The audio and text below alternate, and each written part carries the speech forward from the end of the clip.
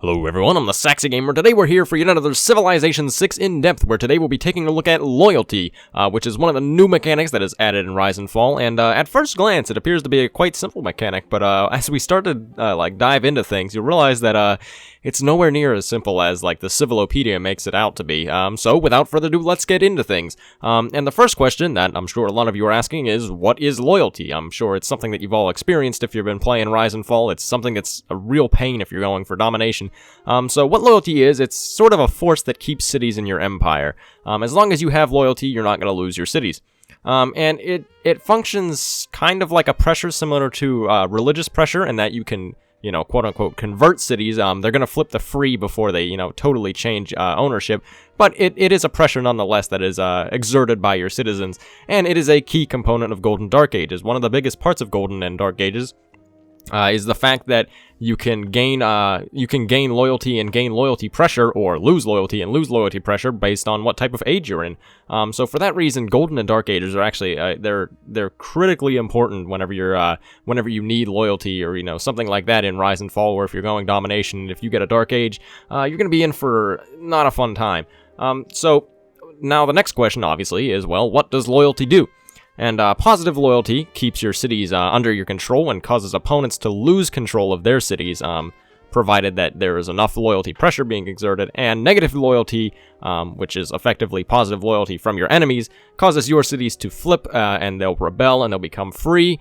And they can also cause yields to decrease, which is something that I don't think very many people know about. But yeah, if your city's loyalty drops below 75 out of 100, your yields will decrease. I'm not exactly sure what the value they decrease to is, but they do go down, and they do go down quite significantly as you lose more and more. So that is something to keep in mind, that if your loyalty drops too low, you are going to start hurting really bad on yields. And I'm sure the next question that obviously is going to come to mind as well. I mean, we know what loyalty is, and we know what loyalty does, but how does it actually work? And loyalty is a value, and each city has its own loyalty value that ranges from 0 to 100. In addition, loyalty is gained and lost on a per-turn basis, much like pretty much everything else in Civ. It's gained or lost on a per-turn basis. Unlike a lot of other yields, though, you can't lose loyalty. You can't lose science technically, but you can lose loyalty. And cities exert pressure that can influence the amount of loyalty that is gained or lost on other cities. And we'll dive into that a lot more. So that is, pretty much what loyalty does. Is it's a value that you want to be high. You don't want your loyalty to be low, because then bad things will happen. And this pressure is something that is really important to making sure that things stay nice and stable. So let's go ahead and talk about what loyalty pressure is. So loyalty pressure is exerted by cities based on their population. In addition to that, it decreases as you move away from a city. So, if you're right next to a city, the loyalty pressure there is going to be very high. And as you move farther and farther away, it's going to decrease. And we'll talk about how much it decreases by just in a few seconds. But what pressure does is it alters the population-based loyalty of surrounding cities. It only alters the population-based loyalty. There are multiple types of loyalty, which, once again, we'll talk about in a little bit, but pressure only alters the population-based loyalty. And in addition to this, pressure only depends on population, with the exception of bread and circuses, which is, the district project for the entertainment complex.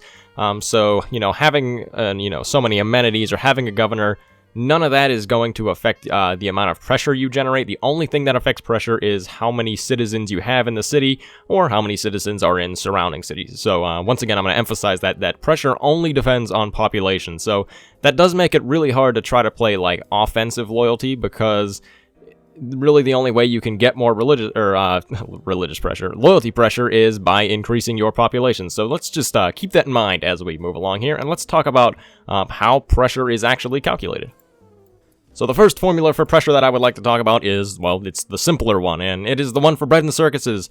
And I'm not actually 100% sure that this is a correct formula. It's what the game says it is, but I've been yet to test accurately if this is actually the formula, but according to the game, the pressure generated by the Bread and Circuses project is equal to your population times 1 minus the distance, so number of tiles away, over 10. So it's pretty much just going to be, it's going to exert your population count in loyalty whenever you're right on top of the city, and each tile you go away, it's going to decrease by 10%. This is mostly how the rest of the loyalty works, in that it decreases by 10% each tile. So without further ado, let's go ahead and talk about actually what the population loyalty is. So if you look in the Civilopedia, or like the tooltip for loyalty, it makes I keep wanting to say religious pressure. It makes loyalty pressure seem like something very simple, that you get 1 loyalty per citizen in a normal age, you get 1.5 in a golden age, and you get 0.5 in a dark age, and it decreases by 10%. So that sounds pretty simple, and that's close to how loyalty pressure works, but not quite, because it forgets to mention this factor of 10 that is involved. So pressure from population is equal to m times n times the population times 10 minus the distance away from the city. And n in this case is a age modifier, which is 0.5 for dark age, 1 for a normal age, and 1.5 for a golden age. And m is, it's just a value that's based on the type of city, so it's 2 for a capital city and 1 for any other city. And it also should be noted that pressure on a tile is capped at plus or minus 20, so you can't get above that, because that would be a little bit cheese. So from this formula, we can just generally kind of deduce some fairly simple observations about loyalty pressure, and that is that capital cities exert twice as much pressure as any other like normal city, and it's a very good thing to be in a golden age, because that's going to give you 50% more loyalty pressure. In addition to that, you want to try to settle your cities relatively close, because the farther away they are, the less they are going to be affected by pressure. And with that, let's talk about how pressure impacts, whenever there's multiple cities around. So if you have multiple cities around, the pressure sums up, and then a factor of 10 is added. So the pressure would equal, P1 plus 2 plus P2 plus P3 plus, etc. until you get P to the n. And that's just kind of like whatever, like the last, how many cities there are. So if you have 4 cities around, Pn would be P4, and then you add the factor of 10 on the end there. And pressure from foreign cities is negative, and pressure from your cities is positive. So let's go ahead and take a look at a bit of an example about this, just to kind of get used to how where those numbers on the tiles in the settler lens come from.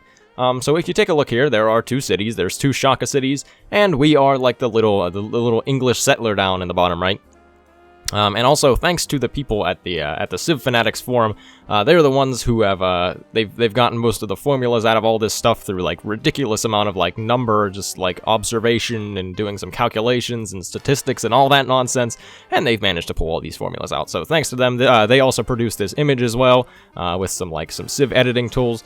So I will link the forum thread where all this is from in the description below. But let's take a look at this example. So let's just pick a random tile, say, and let's pick the desert hill that is right next to the wonder right there that has the -11 on it, and let's see if we can find out where that -11 comes from. So as I said, we are England, so both of these cities, the Shaka cities, are foreign cities, so they're going to be contributing negative loyalty. So if we start with the effect from Bulawayo down there in the bottom left, we can count the number of tiles to reach our desert hill. So we have 1, 2, 3, 4, 5, and it is 6 tiles away. So if we plug that into our formula, the pressure from City 1 is going to be -1, because it's an enemy city and it's not a capital, times 1, because it's in a normal age, times 3, the population, times 10 minus the distance, 6. So that gets you -1 times 3 times 4, which is -12. If we then go ahead and do that same thing with the other city, I don't know what that city's name is, Nodwengu up there in the top right, we can do the exact same thing. So if we count the number of tiles away, we have 1, 2, 3, 4, 5, 6, 7 tiles away. So if we plug that into our formula, we get -1 again, because it's not a capital, times 1 because they're in a normal age, times 3 for the population, times 10 minus 7 for the distance, which comes out to -9.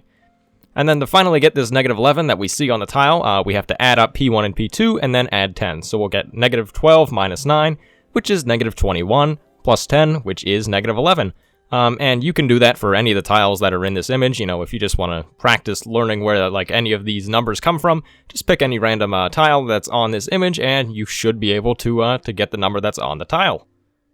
So now that we know what pressure is and how we can calculate it, let's go ahead and talk about city loyalty, which is our value that is from 0 to 100 in each of our cities. So city loyalty changes based on 4 factors. They are the population, which is based on the pressures, the happiness, which is based on the number of amenities you have, the governors, which is just based on whether or not you have one in the city, and there's also an other category that just comes from multiple sources that we'll talk about.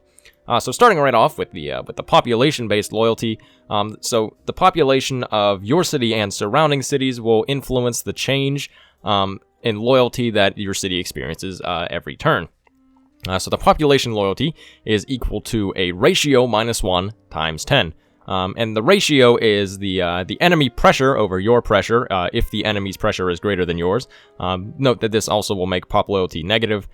Or the ratio is equal to your pressure over the enemy pressure if yours is higher than the enemy. So the easy way to remember this is that it's just going to be the bigger number on top every single time. And if your enemy's is higher, then it's going to be negative. So this is also capped at plus or minus 20. So you can't have more than plus 20 loyalty per turn from population in your city, and you also can't lose more than, you can't lose more than 20 loyalty per turn in your city from just population. So let's go ahead and take a look at this with our example. So from the last example we just did, the enemy pressure on that tile is negative 11. And if we were to settle our settler right there, then obviously we would put down a city that has a population of 1. So the friendly pressure, assuming that there are no other cities that are friendly nearby, which there don't appear to be in the picture, so the friendly pressure would be 1, since it's not a capital, times 1, since it's a normal age, times 10 minus 0, since, the city is 0 distance away from itself, so this comes out to be 10 friendly pressure. And as we said, the enemy pressure would be negative 11, so the population loyalty would be negative 11 over 10, which is 1.1 minus 1, which is 0.1 times 10, which is 1. So it comes out to be negative 1 loyalty per turn from population if we were to settle there. And then there also would be other factors which we can get into, such as happiness. So happiness is the second of the factors that can change your loyalty, and the happiness-based loyalty per turn is really just based on the number of amenities and the state that your city is in. So if your city is in unrest, which is 3 fewer amenities than required, then you're going to be losing 6 loyalty per turn. If your city is displeased, which is 1 to 2 less amenities than required, you're going to be losing 3 loyalty per turn. If your city is content, which is exactly having the amount of required amenities, you're going to have no change to your loyalty.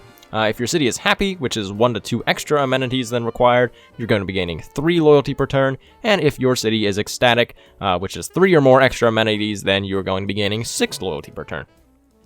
So happiness compared to population is quite simple. It's pretty much just if you have more amenities than you need, then you're going to be gaining some loyalty per turn.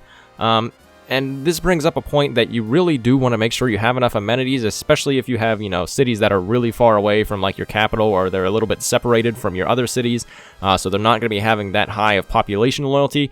Having, plus 6 from having your city ecstatic can be quite a nice change, and it is something that you can also hurt to your enemies, whenever you're attacking them. If maybe you're sieging a city, go and like raise all their improvements that have that they're getting amenities from, and their loyalty is going to suffer because their cities are going to become displeased, or they're going to be in unrest, and they're going to be losing loyalty per turn for that.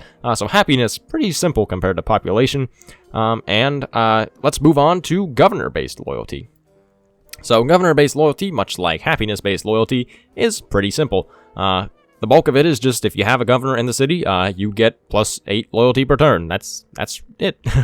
And the governor-based loyalty applies immediately upon assignment, so you don't have to wait the 5 turns for your governor to be established. So this does make it so that you can use governors to react, quickly if you need to get loyalty in a city like right away. You can plop a governor there, and like the next turn, it's gonna take effect. You're gonna be getting plus 8 more loyalty per turn. And the other effect from governors is that Amani's Tier 1 abilities provide plus 2 loyalty per turn to your cities within 9 tiles, or minus 2 to foreign cities within 9 tiles. And it should be noted that Amani's ability is not pressure, so it doesn't degrade or anything like that, and it doesn't contribute to population-based loyalty. It's just a straight-up plus 2 to your cities, or minus 2 to enemy cities, as long as they're in 9 tiles.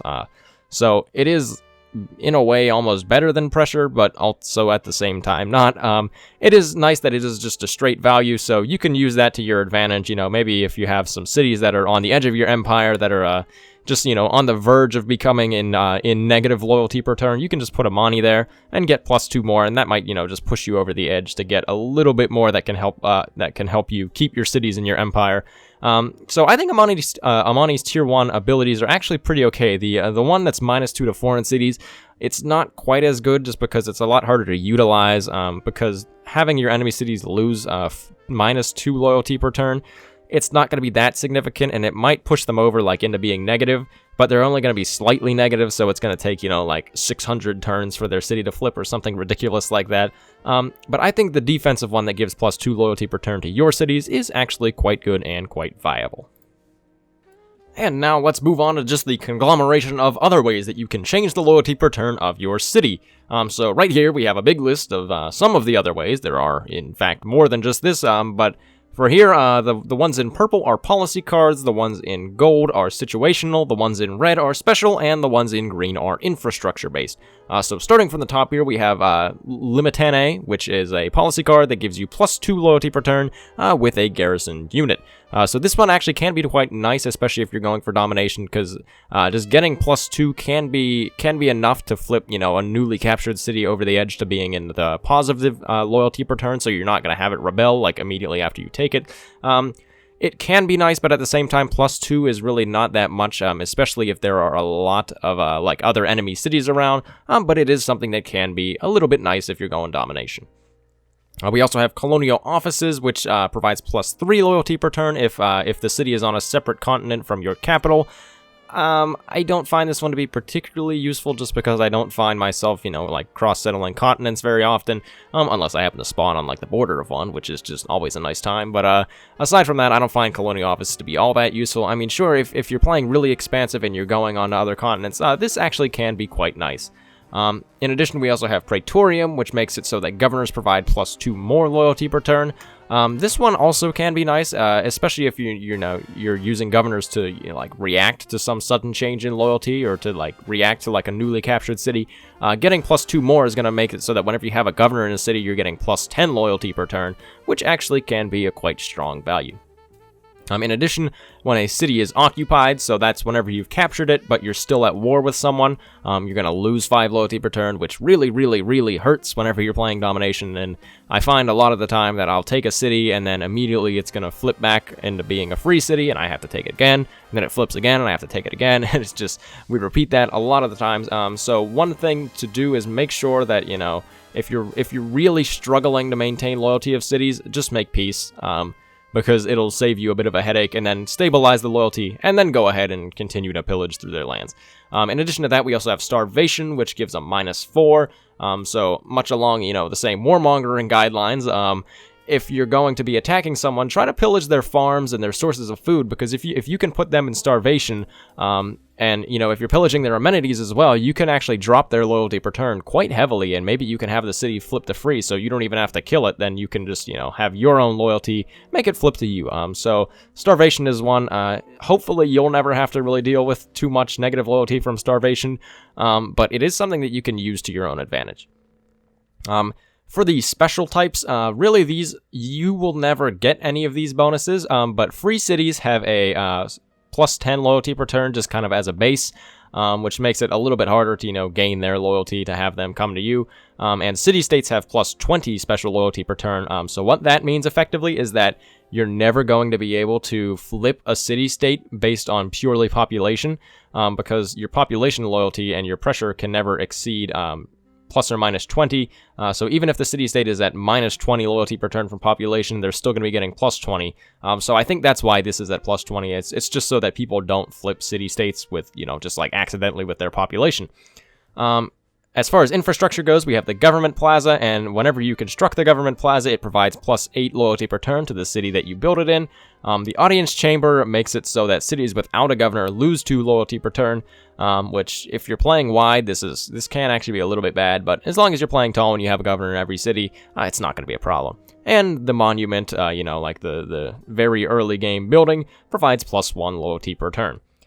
So that's just some of the other sources of loyalty. We actually do, in fact, have more, because a lot of leaders actually have quite a few bonuses to loyalty. So starting from the top here, we have Victoria, which her Royal Navy Dockyard provides +4 loyalty per turn on a whenever it's built on a separate continent from your capital. I don't find this to be particularly useful, once again, just because, well, for one, Victoria is not that good, and two, you have to have, it's quite specific that you have to have a Royal Navy Dockyard on a city that's not on your own continent, and so that's not going to apply whenever you first build the city, and, it doesn't have a high population, so it's not really going to apply when you need it. So I don't think that this is very good, just because by the time you get it, by the time you're able to put down that dockyard, your city's going to have high enough population that it's probably going to be stable on its own. As far as Spain goes, they get +2 loyalty in cities that have an adjacent mission and are on a separate continent from your capital. Once again, I really don't think this is that good. It is a little bit easier to get than Victoria's, right off the bat. If you send a settler and a builder together, then you could technically get this, like, right off the bat. But +2 is just not that great, and, it's pretty specific in how to get this, and Spain's, once again, just not a very good civ, so I don't think Spain's is very impactful either. Shaka's, however, is extremely good. So Shaka gets +3 for having a garrison unit, and +5 if that garrison unit is a corps or army. So Shakas can be super helpful for domination. That's why I always rant and rave in all the leader spotlights about how much I love Shaka, and this is one of the main reasons why I love Shaka, because having +3 or +5 for a corps or army loyalty per turn in cities makes it so that it's a lot less likely that cities that you've just taken are going to flip to being free. Especially considering the fact that Shaka has the ability that also makes it so that if he conquers a city, that unit gets upgraded to either a corps or army. So if you're going to take a city, you're probably going to have a corps or army in the city, and that'll give you +5 loyalty per turn. So this is very good, especially considering Shaka's playstyle, something I quite enjoy. Cyrus has a very similar thing, except it's just straight up better. So Cyrus just gets +5 loyalty per turn in a city with a garrison unit, period. It doesn't even have to be a corps or an army. I honestly think that this is quite stupid, just because it makes Cyrus straight up better than Shaka, and Cyrus is good enough in other aspects as is, and this just makes it even more ridiculous. This is why Cyrus is almost on the verge of being like an overpowered leader, but +5 with a garrison unit, it's insanely good. It's definitely something that's highly impactful, and it is super, super strong. Wilhelmina also has a loyalty per turn like bonus, and it is that trade routes between her cities provide +1 loyalty per turn to the starting city of the trade route. And it should be noted that in the description it says +1 identity per turn, and 1 identity per turn and 1 loyalty per turn are effectively the same thing. I don't know if they like changed the wording of it like halfway through whenever they were making the game or whatever, but an identity is the same thing as loyalty. So Wilhelmina's, it's not great, but it's not bad. It can be good, because it does stack, so if you have multiple trade routes, that are going internally from one city, you can get, like 4 or 5 additional loyalty per turn in that city. But if you're just, kind of sending your trade routes elsewhere to make some gold, it's going to be effectively just non-impactful whatsoever. And in addition to this, we also have some, just a few more other sources of loyalty per turn. So we have the Statue of Liberty, which makes it so that all cities within 6 tiles are at full loyalty always. So this pretty much means that you can never lose cities. You can never lose loyalty in cities that are near the Statue of Liberty, which can be quite good. I mean, 6 tiles is not the best radius, but I mean, it can be nice, especially if you can build this, somewhere where maybe your cities are struggling with loyalty. Having the Statue of Liberty there can be nice. The Colosseum is quite good as well, and it provides +2 loyalty to cities within 6 tiles.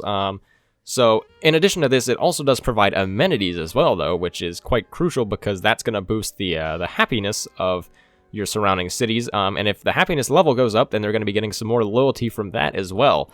So the Colosseum, the straight up +2 loyalty plus the amenities actually can be quite an effective way to boost loyalty in your cities. We also have some great people that give some loyalty. So we have Admiral Themistocles. I don't even know if that's his name. But his special charge allows him to just make it so that a city gains +2 loyalty per turn forever. Admiral Magellan has pretty much the exact same thing, except he provides +4. General, that, I don't know how that is said, and I'm not even going to attempt it. But he provides +2. And General Bolivar provides +4. And all of those great people, that's what their great person charge ability is. It's a one-time thing that you can use on one city.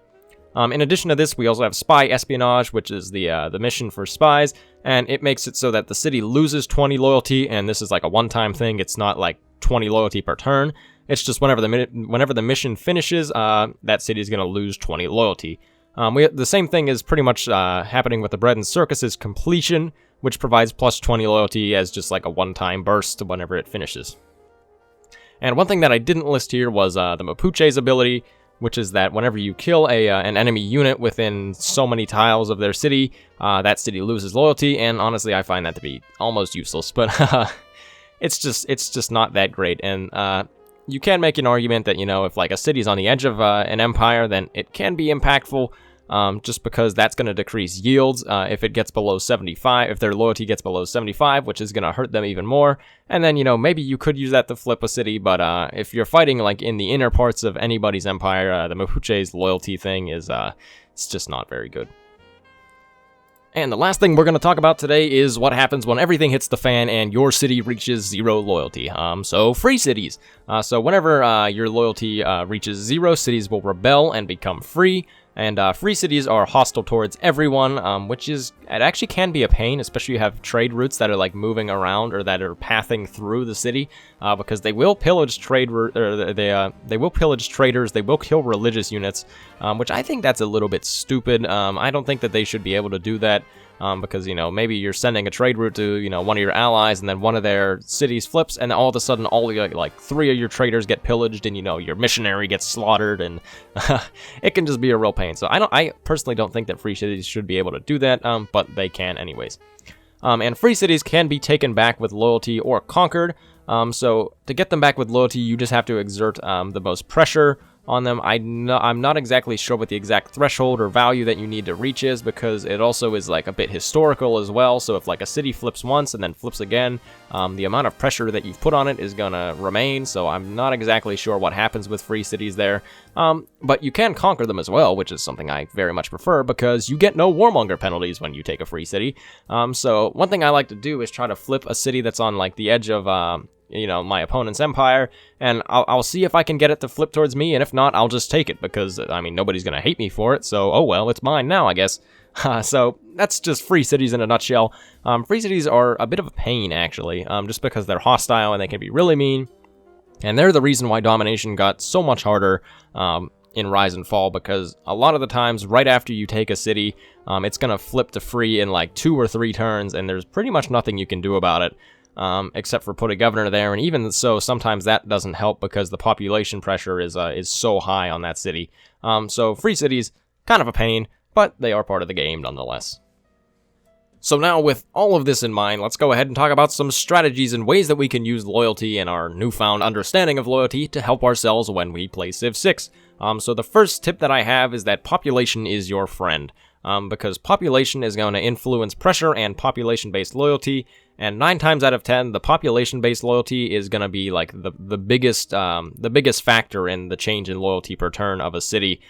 So population is definitely your friend, and one thing that you can do if you want to settle on like a spot that has a lot of enemy pressure on it is you can settle there, and then you can push chops to boost the population of a new city. So, you know, maybe there's like some rice around, or there's, you know, some sheep or something, or there's some jungle tiles.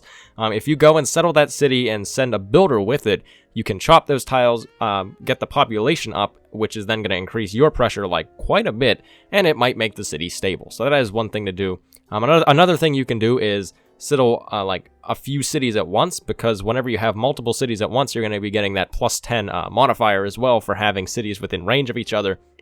So that can help, and in addition, their population is going to just, it's going to compound with each other and help out the general loyalty of the cities there. Another strategy is that placing a governor is your quickest reaction to boost loyalty if needed. So maybe you've just taken a city and, you know, like the loyalty per turn is at like -6 or something like that, and you're in danger of losing that city to becoming free. The best way that you can react to something like that, or, you know, if you hit a dark age and one of your cities like drops to like -2 or -3, the best way to react to anything is to place a governor in the city, because the governor bonus is going to apply immediately whenever you click a sign, and it's just gonna, it gives a definitely like non-negligible amount of loyalty per turn, because +8 is quite significant. So placing a governor is definitely what you want to do if you have to react like right away. Use a governor, put him there, and hopefully all your problems will be solved. Number 3 is that having enough amenities is actually quite crucial to loyalty, especially if you have like cities that aren't high population yet. They might be on that verge of like losing a few loyalty per turn. If they're losing like 3 or 4, you know, if your city's content, then you're going to be losing 3 or 4 loyalty per turn. But if your city is ecstatic, then you're going to still be in the positive, and everything is going to be just fine. So having enough amenities is very crucial, and much along those lines, pillaging farms and improvements can help you flip a city whenever you're at war with someone. So say you're fighting someone, and you're on the edge of their empire, their city's loyalty is not that great. You can go pillage their farms, pillage their improvements, lower the amount of amenities, put them in starvation, and the combination of that can be up to -10 loyalty per turn, and that can flip their city to free quite easily, which is going to make it just like so that you're going to have a lot less of a nightmare whenever you're taking the city. And if you still, just decide to brute force it and take it, you're not going to get any warmonger penalty for that. So pillaging farms and improvements is definitely a very good strategy to do whenever you're playing domination, and you want to deal with like some enemy cities. Another thing is that whenever you are playing domination, it is worthwhile to like go really fast, like blitzkrieg, I don't know if like that's like, but just go super fast. Try to take a lot of cities at once, because if not, what's going to happen is you're going to take one city, and the pressure from the enemy cities that are around is going to compound, and it's going to make it so that one city you've just taken is going to have like super negative population-based loyalty per turn. But if you take multiple cities at once, then you're going to have some friendly cities close by that are going to help combat that pressure, and the enemy pressure is just going to be lower like altogether. So definitely try to go as fast as you can whenever you're playing domination. Try not to, just take one city at a time and then wait like 10 turns and take another city. Try to take, like 1 or 2 cities within quick succession of each other, and you're going to have a much better time. And next up we have that a Dark Age can be devastating and a Golden Age can be a savior. So Dark Ages really can be devastating. If you have a lot of cities that maybe you just founded one like on a new continent or something like that, or they're really far away from your capital and like the bulk of your civilization, but they're close to some other civilization, getting a Dark Age can really just ruin you, because then your own friendly population pressure is halved, and you're just gonna suffer big time about that, especially if the nearby opponent gets a Golden Age, because then their pressure is going to increase by 50%, while yours is down by 50%, and your city's probably going to flip. So you definitely want to get as many Golden Ages as you can. Normal Ages even aren't that bad, but you definitely do want to avoid Dark Ages if you're having a problem with loyalty, and take any step that you can to avoid them, because you don't want to just lose your cities for stupid reasons like that. And the last thing I've put here is that, well, loyalty is hard. So the game makes it out as though loyalty is like this simple thing. Oh, you just get 1 loyalty per citizen if you're in a normal age, and you get 1.5 if it's a Dark Age, and yada yada yada. But really, loyalty is much harder than that, and I don't expect that most people are going to go, sit in their games and like do all these calculations out and figure out just what happens with loyalty. But it is nice to have a general understanding of just how loyalty works, so that way we can know that, population is the only thing that affects pressure, or that having amenities is really good, and you can starve an enemy city to help reduce its loyalty per turn. Such things like that are just nice things to think about, but loyalty is quite complicated, and it is just nice to have a bit of a better understanding of how it works.